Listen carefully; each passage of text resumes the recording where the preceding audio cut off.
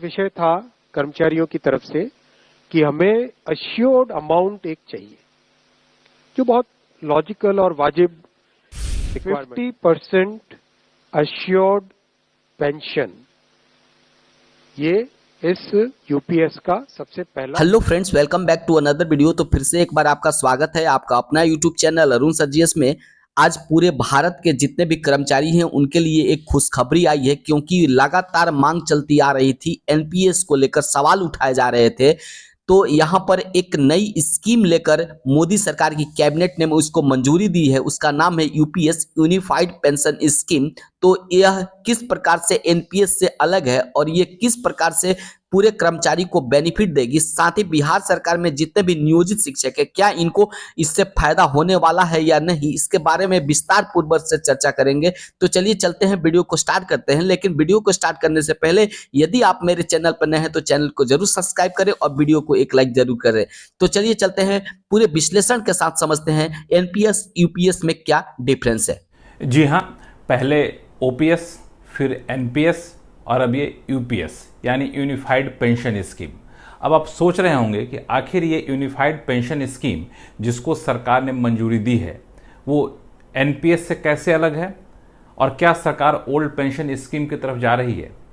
तो इसकी सफाई मैं आपको दे दूं कि सरकार ने जिस यूनिफाइड पेंशन स्कीम को मंजूरी दी है उसकी सबसे बड़ी खासियत ये है कि इसके तहत 50% आपकी बेसिक सैलरी का पेंशन मिलेगा, इस बात की गारंटी सरकार आपको दे रही है। अब ये 50% जो है इसका कैलकुलेशन कैसे होगा, तो आपने रिटायर होने से पहले 12 महीने की जो आपकी बेसिक सैलरी रही है उसका मंथली एवरेज बेसिक सैलरी निकाला जाएगा, यानी औसत निकाला जाएगा, और फिर जो औसत बैठेगा उसका 50% कम से कम आपको पेंशन मिले, इस बात की गारंटी यूनिफाइड पेंशन स्कीम के तहत कर दी गई है। लेकिन इसमें एक शर्त है, कम से कम आपकी नौकरी की अवधि 25 साल होनी चाहिए। अब आप पूछें कि 25 साल से कम है तो क्या होगा, तो अगर 25 साल से कम है तो उसी अनुपात में आपका पेंशन कम हो जाएगा। लेकिन सरकार ने इस बात का खास ख्याल रखा है कि 10 साल तक किसी ने नौकरी कर ली है तो कम से कम 10,000 रुपये मंथली पेंशन मिलता रहे, यह सुनिश्चित कर दिया गया है यूनिफाइड पेंशन स्कीम के तहत। इसमें एक खास बात यह है कि अगर आप ये सोच रहे हो कि सरकार क्या ओल्ड पेंशन स्कीम को अपना रही है, तो ऐसा नहीं है। ओल्ड पेंशन स्कीम से इस यूनिफाइड पेंशन स्कीम की तुलना ना करें, क्योंकि ओल्ड पेंशन स्कीम के तहत पूरा कंट्रीब्यूशन सरकार दे रही थी। एनपीएस के तहत सरकार और एम्प्लॉय दोनों कंट्रीब्यूशन दे रहा था। अभी यूनिफाइड पेंशन स्कीम के तहत क्या है, सरकार ने अपना कंट्रीब्यूशन बढ़ा दिया है, लेकिन एम्प्लॉय का कंट्रीब्यूशन नहीं बढ़ा है। एम्प्लॉय का कंट्रीब्यूशन जो 10% होता था, हम आप जो कंट्रीब्यूट 10% सरकारी नौकरी वाले कर रहे थे वो 10% ही कंट्रीब्यूट करेंगे, लेकिन सरकार जो है अब 18.5% का कंट्रीब्यूशन देगी। तो ये यूनिफाइड पेंशन स्कीम की खासियत है। और दूसरी बात यह है कि यूनिफाइड पेंशन स्कीम में जो 18.5% का कंट्रीब्यूशन सरकार दे रही है, इसकी समीक्षा हर 3 साल पर की जाएगी और समीक्षा करके ये देखा जाएगा कि क्या ये 18.5% जो है इसको बढ़ाने की जरूरत है, क्या घटाने पर तो सरकार विचार नहीं करेगी। लेकिन इस समीक्षा के दौरान किसी भी सूरत में एम्प्लॉय का कंट्रीब्यूशन यानी कर्मचारी के कंट्रीब्यूशन बढ़ाने में विचार नहीं किया जाएगा, या फिर कहें उसमें कोई छेड़छाड़ नहीं किया जाएगा। अब ये जो यूनिफाइड पेंशन स्कीम यानी यूपीएस है, ये अगले कारोबारी साल से लागू हो रही है, यानी 1 अप्रैल 2025 से। अब आप पूछेंगे कि जिन लोगों ने एनपीएस को चुन लिया है, नौकरी कर रहे हैं, उनका क्या। तो उनके लिए सरकार ने राहत दी है। आप बिल्कुल ठगा हुआ महसूस ना करें। अगर आप नौकरी कर रहे हैं, एनपीएस को चुन लिए हैं, तो आप चाहें तो United pension scheme unified pension scheme यानी यूपीएस को आप यहां पे अपना सकते हैं। अब यूपीएस को अपनाने की कोई समय सीमा नहीं है। सरकार का मानना है कि 90% से ज़्यादा लोगों के लिए यूपीएस फायदेमंद है। तो आप भी अपना तुलना कर लीजिए और चाहे तो जब चाहें आप यूपीएस में आ सकते हैं। अब एक सवाल ये उठता है कि जिन लोगों ने 2004 के बाद रिटायरमेंट लिया है एनपीएस के तहत, वो तो बिल्कुल ठगा महसूस कर रहे हो कि हम तो रिटायर भी हो गए, एनपीएस ले लिया था, अब क्या करें। तो वहाँ भी सरकार ने एक बड़ी राहत दी है और ये कहा है कि 2004 के बाद एनपीएस के तहत जो लोग रिटायर किए हैं वो अगर चाहते हैं तो यूनिफाइड पेंशन स्कीम के तहत आ सकते हैं। ऐसी सूरत में उनको एरियर का भुगतान किया जाएगा। जो एरियर बनेगा उस पर सरकार ब्याज भी देगी। जो पीपीएफ यानी पब्लिक प्रोविडेंट फंड का जो ब्याज है वो ब्याज यहाँ पे दिया जाएगा। तो ये सारी बातें हैं यूनिफाइड पेंशन स्कीम के तहत। इसमें एक और बात है, फैमिली पेंशन। अगर किसी पेंशन धारक की मृत्यु हो जाती है, उस पर डिपेंडेंट रहते हैं, तो परिवार को फैमिली पेंशन दी जाएगी। वो फैमिली पेंशन अंतिम पेंशन जो पेंशन धारक ने लिया होगा उसका 60% के बराबर का दिया जाएगा।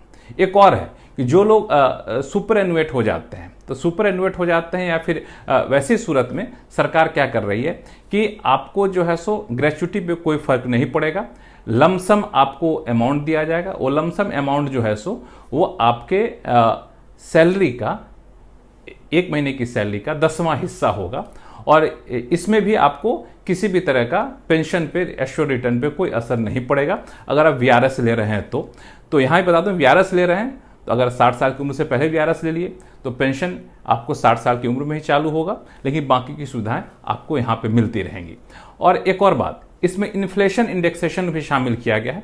महंगाई जिस तरीके से बढ़ेगी, जैसे डीए मिलता है मौजूदा कर्मचारियों के लिए, वैसे वहां पे आपको डियरलेंस रिलीफ यानी डीआर की सुविधा यहाँ पर की गई है। इस पूरी व्यवस्था के तहत जो है सो सरकार का मानना है कि एरियर के तौर पर करीब 800 करोड़ रुपए जाएगा और पहले साल में करीब 6,250 करोड़ रुपए जाएगा लागू होने के पहले साल में, और हर साल ये रकम बदलती रहेगी। लेकिन बिल्कुल अभी यूनिफाइड पेंशन स्कीम, अगर आपने एनपीएस चुन लिया है तब भी आप ले सकते हैं, एनपीएस के तहत रिटायर किए तब भी आप ले सकते हैं, और 1 अप्रैल 2025 से ये यूनिफाइड पेंशन स्कीम सरकार लागू करने जा रही है। लेकिन इसको कतई भी ओल्ड पेंशन स्कीम से तुलना करने की कोशिश ना करें, क्योंकि दोनों शर्तें अलग अलग हैं। एनपीएस से जरूर आप इसकी तुलना कर सकते हैं। तो एनपीएस के मुकाबले मुझे लगता है कि जाहिर तौर पर यूनिफाइड पेंशन स्कीम कई मायनों में काफी ज्यादा बेहतर है। फुल पेंशन के लिए जो क्वालिफाइंग सर्विस रहेगी वो रहेगी 25 इयर्स।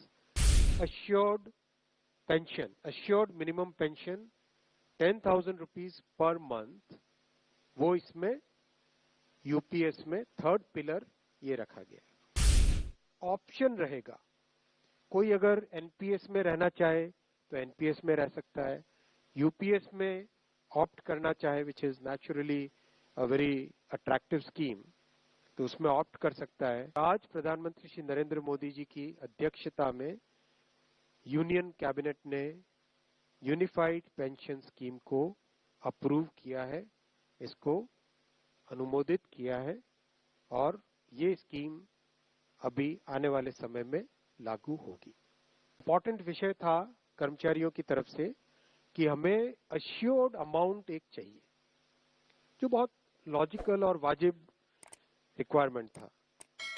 इस डिमांड पे एक मेथोडिकल वे में काम करके और एक्चुअरियल साइंसेस, जो लोग आगे का भविष्य का रिक्वायरमेंट वगैरह कंप्यूट करने का एक तरीका होता है जिसको एक्चुअरियल साइंस बोलते हैं, उनके साथ मिलके कई तरह के फाइनेंशियल मॉडल्स को प्रोजेक्ट करके और सबके साथ मिलके एक सिस्टमेटिक तरीके से 50% अश्योर्ड पेंशन, ये इस यूपीएस का सबसे पहला पिलर है।